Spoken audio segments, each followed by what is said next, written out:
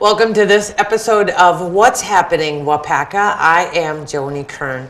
Today we are talking with Tim Banaszek from the fire department. And what we are talking about is fire hazards and fire safety. So welcome, Tim, to the show. Thanks. Pleasure to be here. So you brought along a couple of props for us. And the first one I'm going to talk to you about is something that I'm guilty of in my house, and that is our smoke detectors. Yeah, you know, we just got done talking to 600 or 800 elementary school kids in the Waupaca district, and the other fire departments have talked to them also in the surrounding areas, recommending that they go home, have their parents or the adult in their family check the smoke alarm. One of the simplest things you can do for fire safety. Have mom or dad, push the test button, make sure it works. If it doesn't, put in a battery. It's one of the safest things you can do for your household is have working smoke alarms. And they say to do it when the time changes because it's just easiest. It's a nice reminder, oh, I need to change the clock, so I need to check the smoke detector. For those of us that didn't, not that I'm ever guilty of that, I mean, just get it done, especially before winter, because I would think that the chances of having a fire in my home increase in the wintertime between the furnace and dry air and pellet stoves and fireplaces and all of the things that are going on. Yeah, I think that's a fair assumption. We do have a lot of calls where people leave cooking materials on the stove and fall asleep on the couch. So that can happen any time of the year. So you're right. Get the batteries changed. Generally, we would recommend twice a year when you change the clocks. If you haven't done that, please get that done. It's just a simple thing. And I guess the other thing I'd like to mention is on the back of the smoke alarm, there is a date of when it was manufactured. The one I'm holding here was a 2002, and they recommend that you replace your smoke alarms every 10 years. And we were talking about that actually before we came on air. And I said, I doubt mine in my house have ever been replaced. I just don't think about that as being something that I need to update every 10 years. Well, when you think how fast technology changes nowadays, it really isn't any different with smoke alarms. So the technology that was good in 2002 probably isn't near as good as the stuff in 2016. So I want to take a look at that. I want to make sure my batteries are working or make sure I have batteries in them. Test them monthly. Come up with an escape plan for your family. What are you going to do if your house is on fire? Where are you going to go? Do you have a meeting place so that all the folks in your household can all meet in the same place? So if there is a fire and the fire trucks pull up to your residence, you're able to talk to them and say, hey, everybody's out. You just have to worry about putting the fire out. Or we're missing somebody. We need to have you go look for them right away, which is a big difference in the way that we would attack that fire. Sure. So let's talk about the stickers, because I just bought some to put on my doors that tell the fire department how many pets I have inside. Okay. Is that a good idea? Is that something the fire department looks for? The fire department will look for pets. Again, our number one priority is human life and then property. Generally what we see, the pets do want to get out of the house if there is a fire, because there's a lot of heat, a lot of smoke, a lot of noises, a lot of commotion going on. A lot of times they will be right behind you out the door. So, priority-wise, we'd like to know that stuff, because as our guys are in the house, if they do run into something, they can get the pet out. I take care of it. So, okay, your smoke detector's going off. Now what do? You need to get out of the house. You need to figure out how you're going to get out of the house. You need to figure out where am I going to go once I do get out of the house. And as we reminded all the elementary kids, you need to have a meeting place. It needs to be out visible near the roadway, hopefully, so that the fire trucks can talk to you and see you. But the adults in the family have to decide where that meeting place is, and you only have one meeting place. So I'm reminded of all of those fire drills that I did through elementary school and high school, where you had to go out of the building, where we all kind of yawned and thought that was stupid. In retrospect, I mean, I see how smart that was, because what they were doing was training us to make sure we had a meeting place and to make sure we got out of the building. So having those types of fire drills with your family is a good idea then. right? I mean, Yeah, it's the same premise. You need to take attendance of your family, just like the teachers were taking attendance the day of your fire drill. You need to know that if I have 5 members in my family, there better be 5 people standing out at our meeting place, and if there isn't, where are they?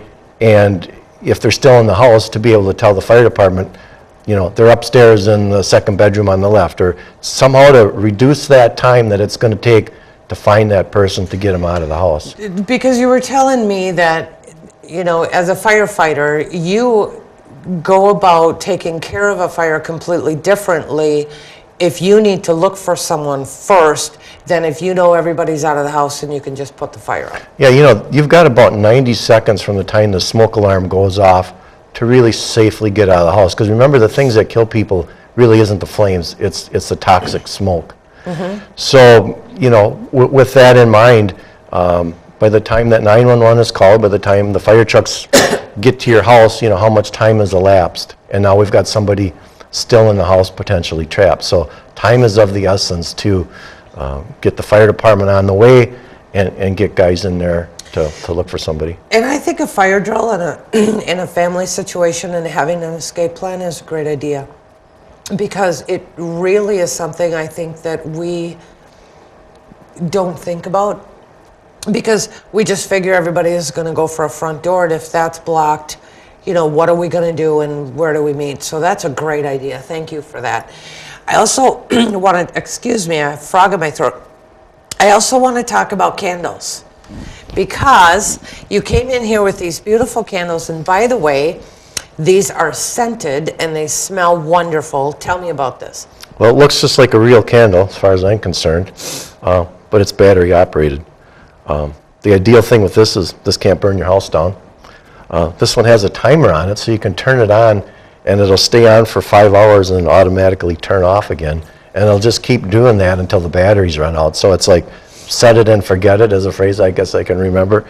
And that's what these candles, and they look, I think, very real. And we don't have to worry about burning the plants, burning the Christmas tree, burning whatever. They do look, and they feel like wax. I mean, they feel very real, and I like this idea. I have candles in my house, but I very rarely light them. And I think that is because I'm scared that I'm going to forget that they're lit.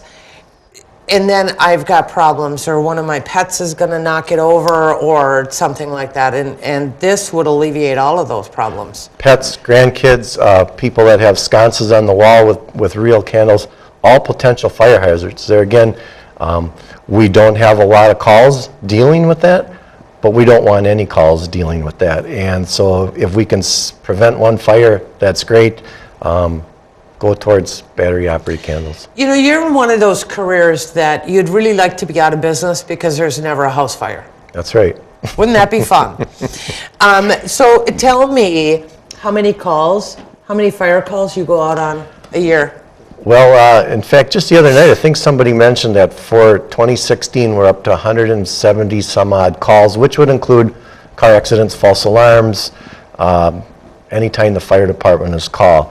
You know, out of that number, there's probably always a couple of bigger structure fires a year. A few weeks ago, we had a house fire. So you know, we get called to everything. Usually the fire department is called when nobody else knows who to call for that, whether it's a kitten stuck in a snowblower versus a car accident versus a structure fire. We've been to all those, and we don't mind being called for that kind of stuff, because we bring a lot of expertise with the members of the fire department. We have a lot of specialized equipment, and so generally we can solve that problem. Ideally, you know, it isn't an emergency situation, but that's what we do. So as we go into the Christmas season, one of the things that I always heard was, if you have a live tree, keep it watered, because otherwise it's a huge fire hazard. And we all hear about the house fires right around Christmas, Christmas Eve, a couple of days before, and they say that it started with a dry tree, and the light bulbs on there with the heat can cause a fire. And we were talking about this a little bit before, and you didn't feel like it was one of the huge concerns, but it is still a concern. And you said that. Yeah, I think it's not a huge concern because maybe people in this area are more safety conscious than what you see on TV. But yeah, a dry Christmas tree is definitely a fire hazard, and that's why you have to keep it watered, keep those needles green versus them falling down onto the floor, which would indicate a very dry tree. And you know, for anybody that's had an open campfire that has burned any kind of pine branches or anything, you know how fast that goes up. And now times that by a 6 or 8 foot Christmas tree where the branches are all really tightly packed. I mean, it's just about like a bomb going off of flames on a dry Christmas tree in your living room. And I burned some pine branches outside just the other night. So I was thinking very, very hot immediately, and the flames just burst and went 3 or 5 feet up in the air. So that's a good point to make. Yeah, that's a big fire real quick in an enclosed room, which would definitely cause problems, especially with the furniture and everything else sitting right around there. Super. So wonderful tips. Thanks, Tim, for being here today. Thanks for the because invite. Keeping our family safe is always everyone's first priority. Yes, it is. All right. Thanks again. Thank you. And we'll see you. Thanks. Thanks for joining us for this episode of What's Happening Waupaca. We'll see you next time.